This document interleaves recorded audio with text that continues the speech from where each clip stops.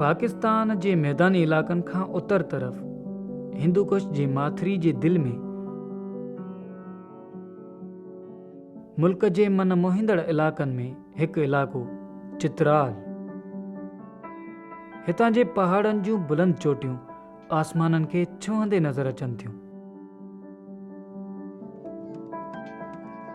उन जी वादी में कालाश जा आज़ाद क़बीला बि आबाद आहिनि, जेकी पंहिंजी ख़ासि सक़ाफ़त ऐं रवायतुनि जे करे बेमिसाल मुक़ाम रखनि था।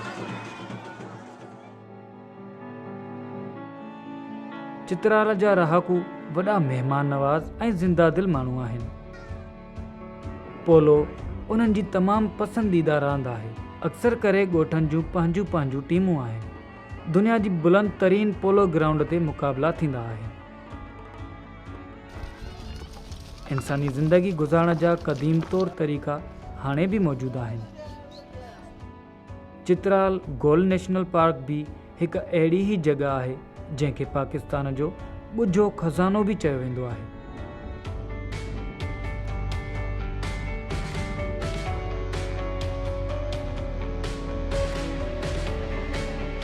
हीउ क़ौमी पार्क पंहिंजे रंग मटाईंदड़ नज़ारनि, सिधियुनि लाइहुनि,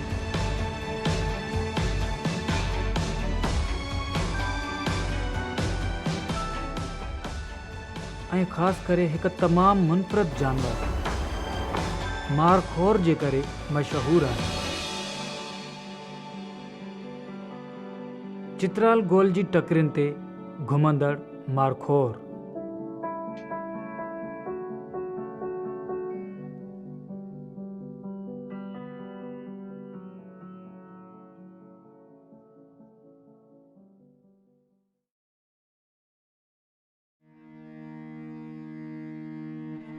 चित्राल गोल नेशनल पार्क जे नाले खां तमामु थोरा माण्हू आगाह आहिनि। इहो हिंदुकुश जबलनि में आहे, जेके पाकिस्तान जी सभ खां ॾुखिये इलाक़नि में शामिल आहे।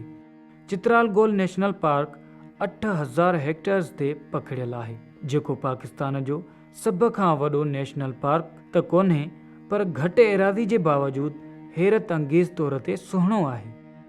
उन जे जाबलू टकिरियुनि ऐं माथिरीअ जी ऊन्हाई में 3 किलोमीटर फ़ासिलो आहे। हिते सर्दियुनि जी मौसम डिघी ऐं सर्द, जॾहिं त गर्मियुनि जी मुंद गरम ऐं ख़ुश्क हूंदी आहे। ॾुखियनि मौसमुनि ऐं हेठि मथे पहाड़नि जे हूंदे बि हिते जानवर ऐं वण वॾी बहादुरी सां मौसम जी सख़्तियुनि जो मुक़ाबिलो कंदा आहिनि। बुलंद पहाड़नि ते एतिरी त घटि मिटी आहे जो देवदार वणनि जूं पाड़ूं ज़मीन जे अंदरि हुजण बदिरां सख़्त पहाड़नि ते पखिड़ियल नज़र ईंदियूं आहिनि। हिते देवदार वण मुश्किल सां 25 मीटरनि ताईं डिघा थी सघनि था। इन बुलंदी ताईं पहुचण में बि उन्हनि खे 100 साल लॻी वेंदा आहिनि। उन्हनि में केतिरा ई अहिड़ा वण आहिनि जिन जी उमिरि 1000 साल या उन खां बि वधीक थी सघे थी। देवदार वण पाकिस्तान जो क़ौमी वण पिणु आहे। क़ौमी गुल चंबेली, क़ौमी पखी चकोर ऐं क़ौमी जानवर मारखोर मौजूदु आहिनि। इन पार्क जा गुमनाम ही हीरो चीता आहिनि, जेकी ज़िंदगी जी ज़रूरत पूरी कंदा आहिनि। पहाड़नि लाइ वॾी मामूली मिटी ठाहे वठंदा आहिनि ऐं उन मिटी ते जानवर, जीवत ऐं ॿिया ॿूटा गुज़र सफ़र कंदा आहिनि। ॻोठनि जी हेठियाई खां वठी मथिई जॻहनि ताईं गर्मी जे आख़िरी महीननि जी मौसम ईअं हूंदी आहे जो हर शइ निखरी पवंदी आहे। ॿूटनि ऐं वणनि जा केतिरा ई अहिड़ा क़िस्म आहिनि जो गरम मौसम में सख़्तु सर्दी जो मुक़ाबिलो करण लाइ पंहिंजो पाण खे तयारु कंदा आहिनि।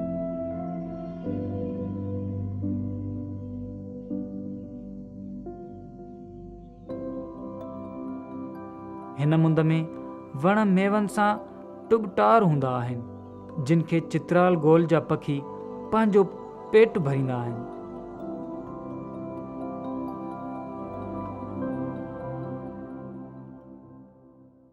चित्राल गोल जो नज़ारो हिते मौजूदु मख़लूक़ खे केतिरनि ई तरीक़नि सां फ़ाइदो रसाए थो।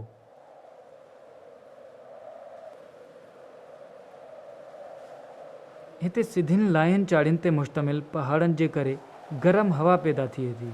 गिज जहिड़नि वॾनि पखियुनि खे इन गरम हवा जे करे बुलंदी ते उॾाम में आसानी थिए थी, जिते उन्हनि खे शिकार करण जा वॾा मौक़ा मिलनि था।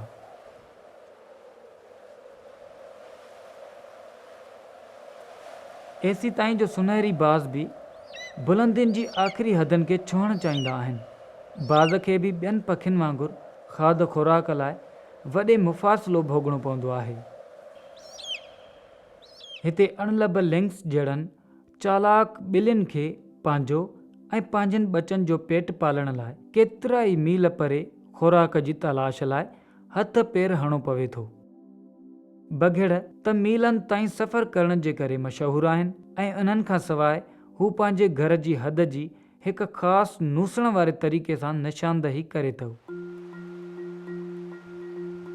तमामु सिधा पहाड़ शिकारी जानवरनि जी पहुच खां परे हूंदा आहिनि, जॾहिं त मारखोर लाइ ही माॻ महफ़ूज़ जॻह आहिनि। पर जेकॾहिं इन खां बि ग़लती थी वञे त हू मरी वियल मारखोरनि ॿियनि जानवरनि लाइ आसान खुराक बणिजी वञे थो। पहाड़ी कांव उन्हनि खे पहिरियां ई खुराक लाइ रखी छॾींदा आहिनि, पर ॻिझनि जे अचण खां पोइ कांव उन शिकार खां महरूम थी वेंदा आहिनि।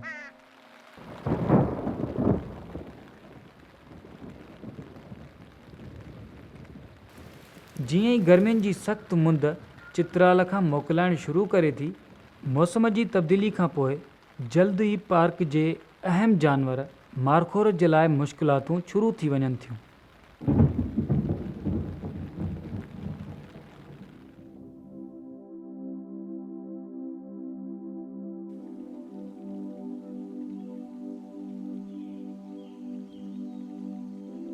चित्राल गोल जी बुलंद पहाड़ियुनि जी चोटियुनि खां सर्द मौसम जूं सर्द हवाऊं वादियुनि ॾांहुं वधणु शुरू कनि थियूं।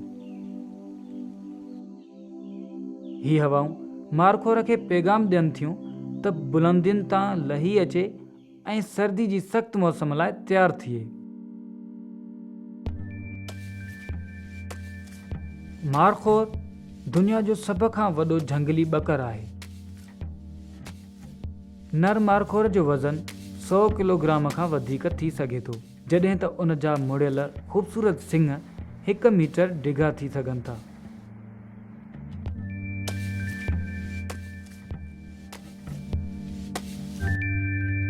मादी मारखोर नंढे क़द जी हूंदी आहे।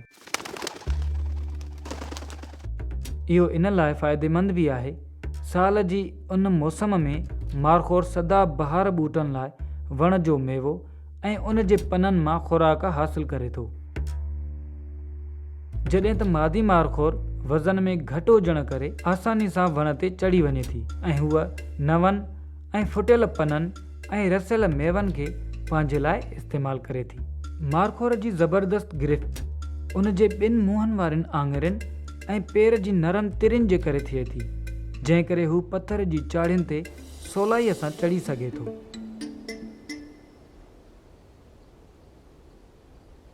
नर मारखोर जेतोणीकि वधीक ताक़तवर ऐं ख़ासियतुनि वारो जानवर आहे, पर वज़न वधीक हुजण करे वण ते चढ़ी नथो सघे।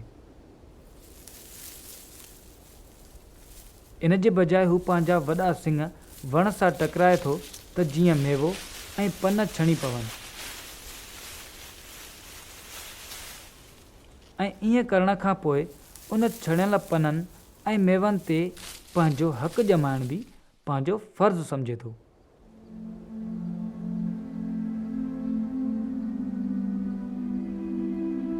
गर्मियुनि जी मुंद में पुॼाणी ते जॾहिं हू चोटीअ वारनि चारनि खे छॾे हेठनि इलाइक़नि ॾांहुं लहे थो त उनखे खाइण पीअण जी तलाश में रोज़ानो 8 कलाक ख़र्च करणा पवनि था, ऐं उनखे इहा खुराक उन्हनि पहाड़नि जे खॾनि ऐं नालियुनि मां मिली वञे थी। मादी मारखोर पंहिंजनि बचनि सां गॾु कंहिं नंढे धण में सिलहाड़जी वञे थी त जीअं ॿियनि मारखोरनि जे विच में महफ़ूज़ रही सघे। इन लाइ ख़तरो त हमेशह लाइ मौजूदु रहे थो।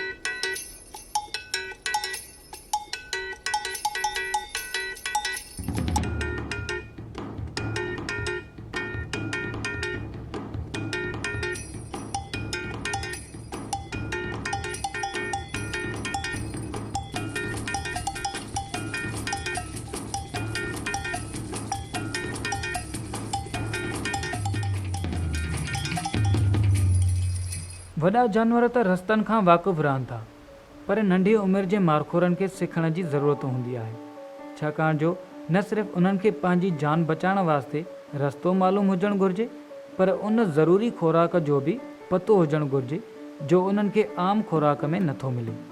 हीउ सभु कुझु इन पहाड़ी नदी खां परे पासे आहे।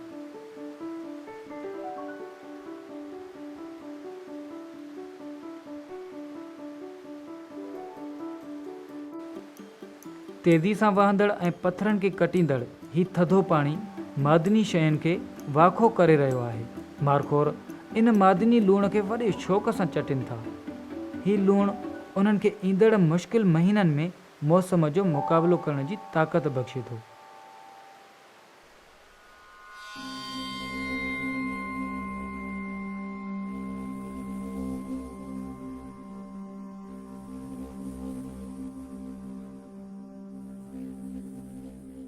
नर मारखोर लाइ सभ खां ॾुखियो वक़्तु डिसंबर जा पहिरियां 2 हफ़्ता आहिनि। नर मारखोर आम तौर ते अकेलो ई रहे थो, पर उन्हनि ॾींहंनि में उहे हिक ॿिए ते नज़र रखनि था।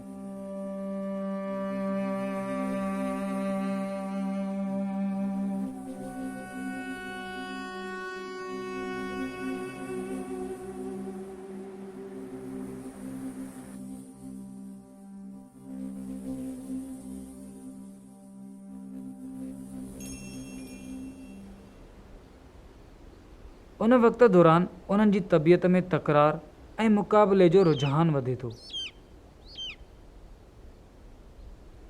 कुझु ॾींहंनि खां पोइ उहो फ़ैसिलो करणो हूंदो आहे त कहिड़े नर मारखोरनि खे मादी मारखोरनि सां मेलाप करणो आहे।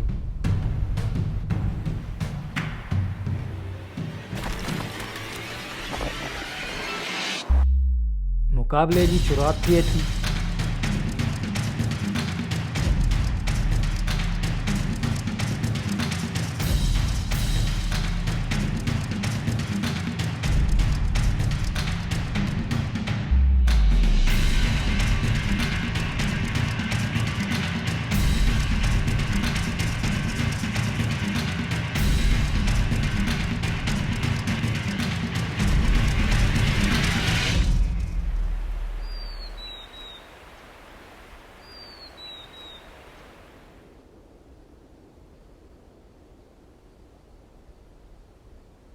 सिर्फ़ जिस्म ऐं ताक़त जो मुक़ाबिलो न, ज़मीन जी बनावट ऐं बीहण जी जॻह खटण ऐं हाराइण में अहम किरदारु अदा करे थी।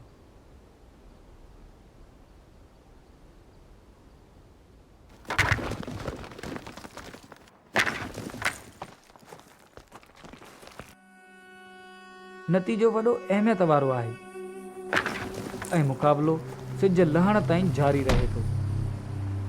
मुक़ाबिलो खटींदड़ मारखोर 30 ॾींहंनि ताईं मादी मारखोर सां मेलाप करे सघे थो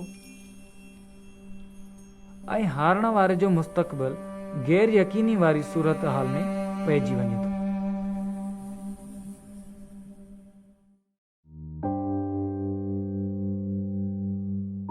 पहाड़नि ते जॾहिं बर्फ़ पवणु शुरू थी वञे थी त मारखोरनि जी ज़िंदगी अञा वधीक ॾुखियाई में थी वञे थी।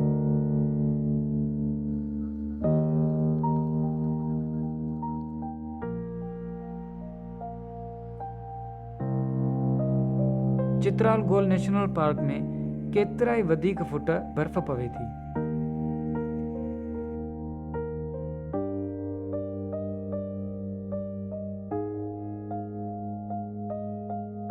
मारखोर इन में पंहिंजी भलाई सम्झनि था त उहे घटि बुलंदी वारनि इलाइक़नि में लही अचनि, जिते हू पंहिंजी बुख ख़तमु करण लाइ शाह बलूत वण ते भाड़िनि था।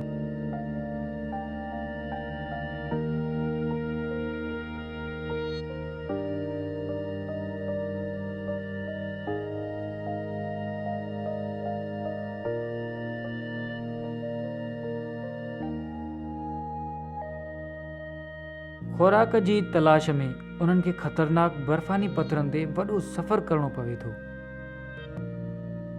मारखोर बाक़ाइदगी सां पार्क जी वेझड़ाई वारनि माथिरियुनि में खुराक जी तलाश में निकिरनि था। हीउ उहो वक़्तु आहे जॾहिं चित्राल गोल नेशनल पार्क जे चौगिर्द में रहंदड़ झंगली जीवत ऐं इंसाननि खे सख़्तु ॾुखियाईनि खे मुंहुं ॾियणो पवे थो। चित्राली माण्हू वॾा हिमत वारा आहिनि। जॾहिं शदीद बर्फ़बारी पहाड़ी दरनि खे बंदि करे छॾे थी त उहे बाक़ी दुनिया खां तक़रीबन कटिजी वञनि था। सख़्त सीअ में काठियुनि जी बि घटिताई थी वञे थी।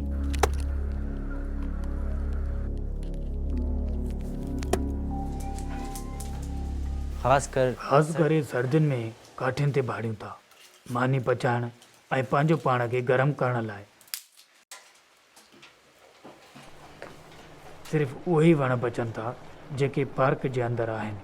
जेकॾहिं उन्हनि खे बि कटियो वञे त जंग वण खां ख़ाली थी वञे ऐं उहे जंग में रहंदड़ मख़लूक खे उतां लॾणो पइजे। वणनि जी कटाई मारखोर जी ज़िंदगी ते असरअंदाज़ नथी थिए। बुखियो चौपायो माल बि उन जी भाङे जो गाह खाई वञे थो, ख़ासि करे जॾहिं धनार पंहिंजो धण उन्हनि इलाइक़नि में आणीनि था।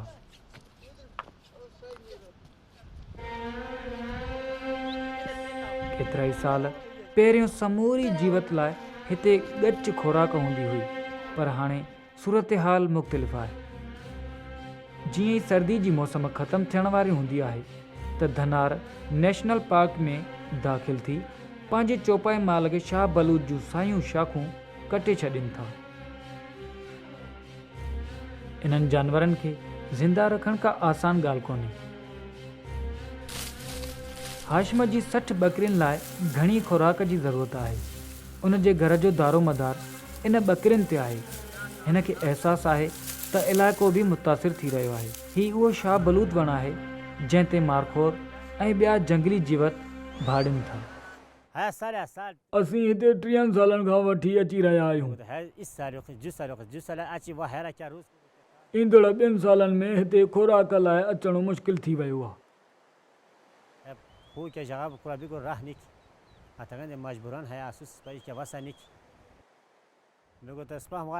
जंग तक़रीबन ख़तम थी विया आहिनि ऐं उन खां पोइ असांखे कंहिं ॿी जॻह ते वञणो पवंदो। खाना बदोश धनार त हितां हलिया वेंदा, पर मकानी धनारनि खे त हिते रहणो आहे, लिहाज़ा उन्हनि खे पाइदार हल जी ज़रूरत आहे।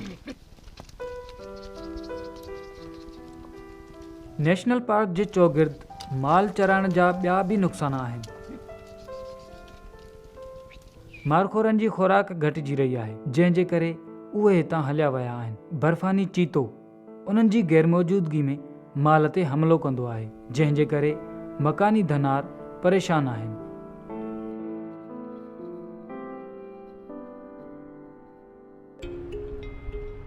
ही जंगली जानवर ॻोठनि में घिरी ईंदा आहिनि ऐं चौपाई माल जे खुलियल वारनि ते हमिलो करे ॾींदा आहिनि। रवायती तौर ते ॻोठाणा खुलियल वाड़ा ठाहींदा आहिनि। पथरनि ते पुराणियूं भितियूं हेठि हुयूं, तंहिं करे जंगली जानवर उन्हनि ते हमिलो कंदा हुया ऐं असांखे वॾो नुक़सानु भोगणो पवंदो हो।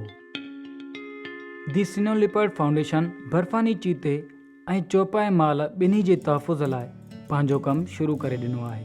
वाड़नि जी भितियुनि खे बुलंद करण लाइ माण्हुनि खे पैसा ॾींदा आहिनि। पथर जी ठहियल बुलंद भितियूं शिकारी जानवरनि खां बचाइनि थियूं। जानवरनि जी सिहत जो ख़्यालु रखण लाइ ॾियारी वारियूं छितियूं ठाहियूं वयूं आहिनि, जंहिंजे करे जानवर सिहतमंद ऐं जल्दी थुल्हा थी वञनि था। जेकॾहिं हर ॻोठ में 1 या 2 वाड़ा ठाहिया वञनि त माण्हू बि ख़ुशि थी वेंदा ऐं माल बि महफ़ूज़ थी वेंदो। माल जो नुक़सानु वॾी ॻाल्हि आहे, पर स्नो लिपर्ड फाउंडेशन जी हिकु रिपोर्ट मूजिबि तमामु घटि जानवर जंगली जानवरनि जो शिकार थियनि था। तो जो हमारे सर्वे है उसमें इन सर्वे मां असांखे मालूम थिए थो त बीमारी वॻे मरण वारे चौपाई माल जो अंग बगड़ियुनि ऐं बर्फ़ानी शींहनि जो शिकार थींदड़ माल खां तमामु घणो आहे।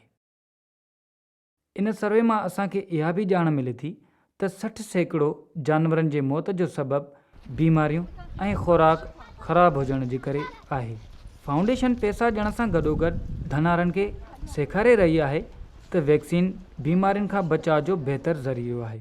पुराणे ज़माने में जानवरनि खे वैक्सीन न लॻाई वेंदी हुई, पर हाणे वैक्सीन हणण जो तमामु घणो रुझान आहे। धनार पहिरियां ई मुनासिब ऐं सेहतमंद जानवरनि जो ख़ासो मुआवज़ो वठी रहिया आहिनि। हाणे धनार पंहिंजे माल मां वॾी मिक़दार में खीर हासिल करे रहिया आहिनि। जानवर हाणे ई सेहतमंद थी विया आहिनि, उन्हनि जी पैदावार में वाधारो थी वियो आहे ऐं उन्हनि जो गोश्त पिणु बहितर थी वियो आहे। इन सां माण्हुनि खे वॾो मुआशी फ़ाइदो मिली रहियो आहे।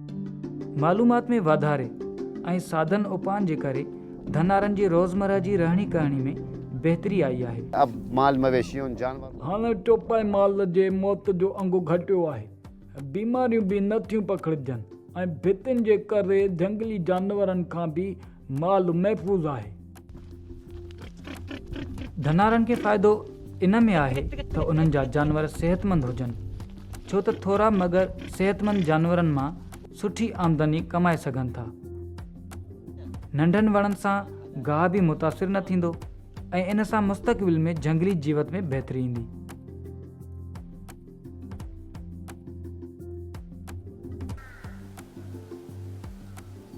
अहिड़ी तरह सां ॿेला सरसब्ज़ थी वेंदा, वणनि ऐं घाटनि गाहनि खे वधण जो ॿीहर मौक़ो मिली वेंदो। ईअं असीं चई सघूं था त नेशनल पार्क जी बहितरी इन जे चौगिर्द वसंदड़ माण्हुनि जी भलाई सां जोड़े सघूं था।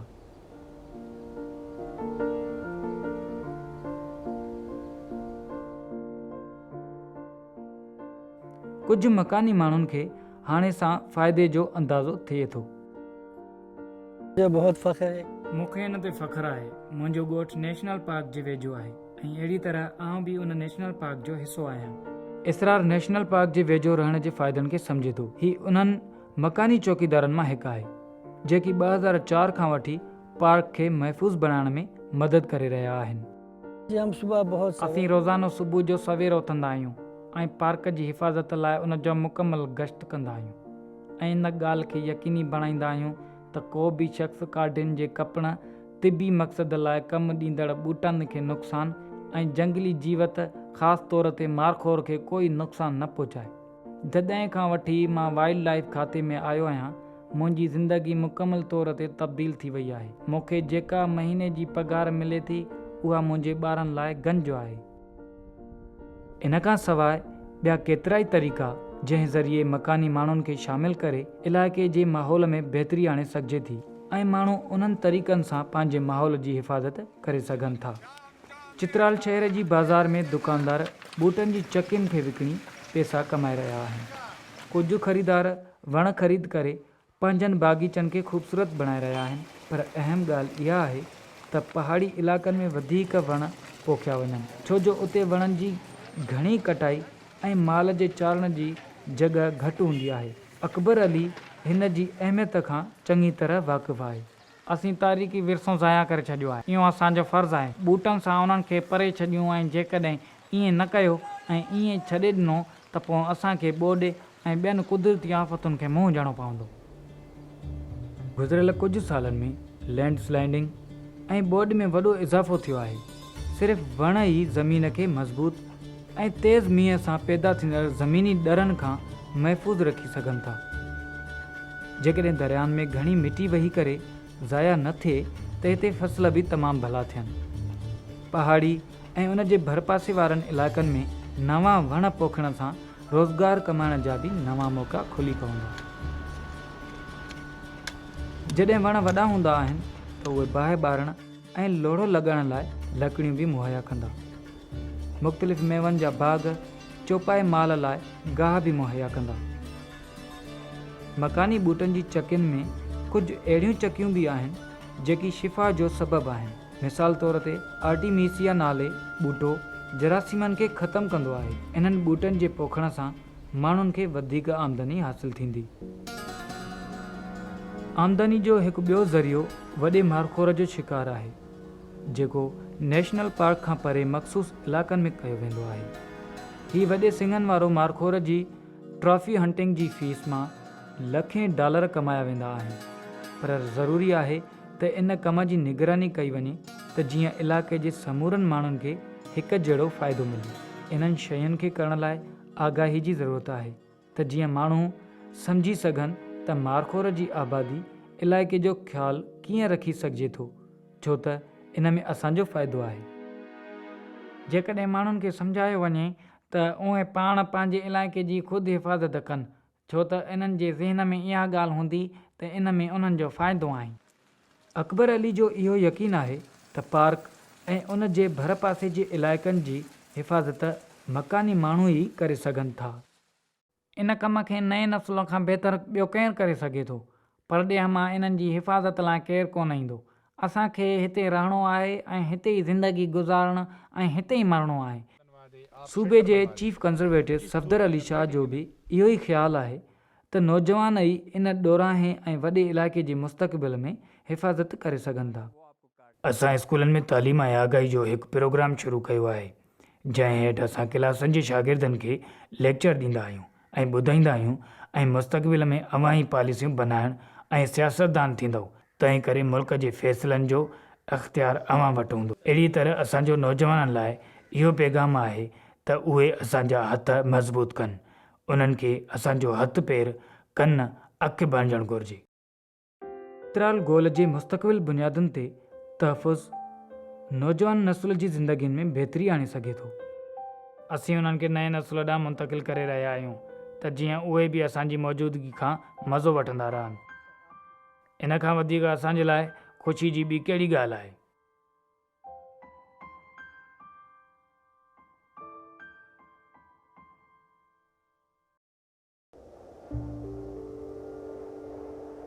इहो तमामु ज़रूरी आहे त मक़ामी आबादी खे दिलि ऐं दिमाग़ सां इन चैलेंज खे क़बूलु करणो पवंदो, छो त तमामु वॾी ऐं मुश्किल पहाड़ी वारे इलाइक़े जी मुस्तक़बिल ऐं लगातार हिफ़ाज़त करणु आसान ॻाल्हि कोन्हे। रोज़ानो ऐं हर मौसम में स्टाफ जा थोरा अमलदार मील परे ताईं पंधु कंदा रहंदा आहिनि ऐं इन ॻाल्हि जो ख़्यालु रखंदा आहिनि त पार्क जी हदनि में जानवरनि ऐं वणनि जी हिफ़ाज़त सां रहनि।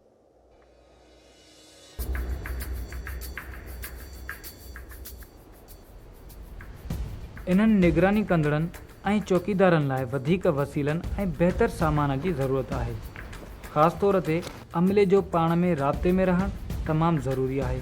चित्राल जे जाबुलू वादियुनि में मोबाइल फ़ोन जा सिग्नल आसानी सां नथा अचनि। पार्क जी हिफ़ाज़त करण वारनि लाइ ज़रूरी आहे त जेकॾहिं को मसइलो साम्हूं अचे त उहे झटिपटि हरकत में अची सघनि। इन्हनि जो इहो कमु ख़तरनाक बि थी सघे थो।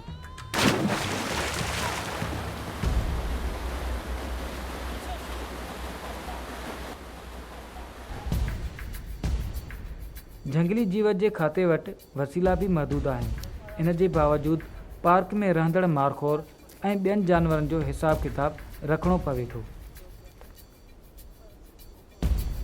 झंगली जीवत खाते जो अमलो मक़ामी निगरानी ऐं पहरेदारनि सां मिली करे ख़ासि हंधनि ते वेहे थो, जितां उहो अमलो परे परे ताईं जानवरनि खे ॾिसी सघे थो। असीं साल में 2 भेरा जंगली जीवत जो सर्वे कंदा आहियूं, जंहिंमें पखी ऐं ॿिया जानवर शामिल आहिनि। असीं जुलाई जे महीने में ख़ासि तौर ते मारखोरनि जो बि सर्वे कंदा आहियूं त जीअं असांखे मालूम थिए त इन अरसे में उन जा केतिरा नवां बचा पैदा थिया आहिनि। इन जांच पड़ताल सां असांजे साम्हूं पार्क जे झंगली मख़लूक़ जे बारे में सही मालूमात मिलंदी रहे थी। घणनि मुश्किलातुनि जे बावजूदि इसरार जहिड़नि मक़ामी चौकीदारनि जो शुक्रियो, छो त 2000 ईस्वी में मारखोर जी आबादी 600 हुई, जेका 2015 में 1400 थी वई आहे। असां मक़ामी पहरेदारनि खे पाण सां गॾु रखियो आहे, उन जे करे असांजी अफ़रादी क़ुवत वधी आहे। सार संभाल करण में बि बहितरी आई आहे। इन करे चित्राल गोल में मारखोर जी आबादी में वधारो थियो आहे। झंगली जानवरनि जी आबादी में इज़ाफ़े जे करे पार्क में सियाहनि जी तादाद में बि ॾाढो इज़ाफ़ो थी सघे थो। जॾहिं असां शहरनि मां ईंदा आहियूं त असांखे कुझु मुख़्तलिफ़ महसूसु थींदो आहे। असीं ताज़ी हवा में साहु खणण आया आहियूं।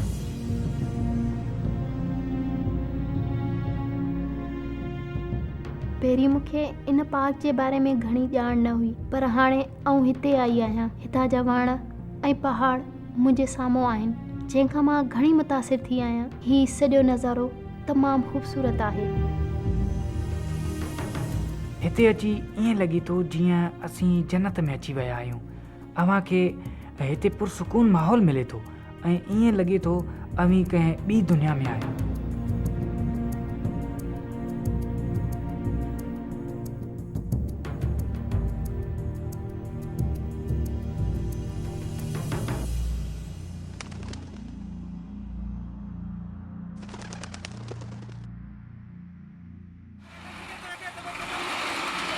चित्राल गोल जीअं त तमामु ॾोराहो इलाइक़ो आहे, इन करे हिते पहुचणु तमामु ॾुखियो आहे। हिते आम वाहिपे जूं शयूं ऐं गाॾियूं जाबुलू लकनि ऐं ॾुखियनि रस्तनि ज़रिए पहुचनि थियूं, पर हिकु वॾी तब्दीली जल्द साम्हूं अचण वारी आहे। हिते जबलनि खे खोटे हिकु सुरंग बणाई पई वञे। इहा सुरंग तामीर थियण खां पोइ हिते पहुचणु सवलो थी वेंदो, जंहिंसां सियाहनि जो तइदाद बि वधी वेंदो। हाणे जॾहिं लवारी टनल मुकमल थियण जे आख़िरी मरहले में आहे, सियाह हिते वॾे अंग में ईंदा, छो जो हिते मौसम ख़ुशगवार आहे ऐं सभ खां वॾी ॻाल्हि त हिते जा माण्हू वॾा महिमान नवाज़ा आहिनि। चित्राल गोल नेशनल पार्क जे सुहिणनि नज़ारनि जो लुत्फ़ वठण लाइ सियाह हिते अची रहिया आहिनि। उन्हनि जे अचण सां इलाइक़े जी आमदनी में बि वाधारो थिए थो। हिते बाक़ाइदा इंतज़ाम न हुजण सबबि कई मसइला पैदा थियनि था। मिसाल तौरु कैंप में बाहि ॿारण लाइ वणनि खे घणो वढणु ऐं गंद किचिरो वग़ैरह। असां हिन सुहिणी हंध खे घुमी ॾिठो आहे। हिते आबहवा साफ़ आहे, पर तंहिं हूंदे बि हिन ॻाल्हि ते दिलि ॾुखे थी त असां जहिड़ा ई माण्हू गंद किचिरो इछलाए वञनि था। इहा ॾुखाईंदड़ ॻाल्हि आहे। इन्हनि खे ईअं न करणु घुरिजे। सभिनी सियाहनि जी इहा ज़िमेवारी आहे त वञण खां अॻु पंहिंजो गंद किचिरो साफ़ करे वञनि। असीं हिते अचण वारनि सियाहनि लाइ उसूल जोड़े रहिया आहियूं त पार्क में दाख़िल थियण खां अॻु सियाहनि खे पार्क वारनि बुनियादी उसूलनि जी ॼाण हुजणु ज़रूरी आहे। कहिड़ी शइ जी मना थियल आहे, छा करे सघिजे थो ऐं छा नथो करे सघिजे। पर घटि में घटि इहो त आहे त अचण वारे भले दौर जी शुरूआति थी वई आहे। असांजी कामयाबी जो इहो पुख़्तो सबूत आहे त अहिड़ा हंध जिते कॾहिं जानवरनि जा रुगो निशान वञी बचा हुआ, हाणे उते उन्हनि जानवरनि जो चङो वॾो अंगु ॾिसण में अचे थो।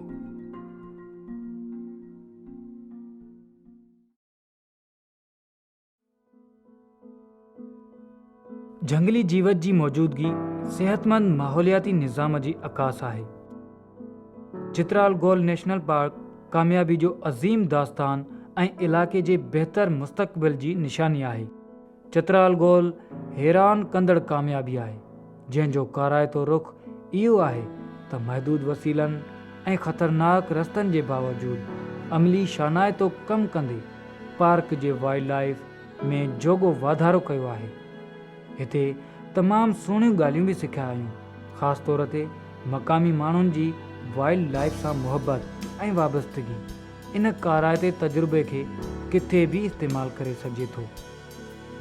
इहे रुगो इहा ॻाल्हि सम्झी वञनि त हू केतिरा अहम आहिनि ऐं पंहिंजे इलाइक़े जी सार संभाल सां कहिड़े नमूने उन्हनि जी ज़िंदगी में बहितरी अची सघे थी, त इहो जज़्बो ई न रुगो उन्हनि लाइ पर चित्राल गोल जे मारखोर जे रोशन मुस्तक़बिल जो बि ज़ामिन थींदो।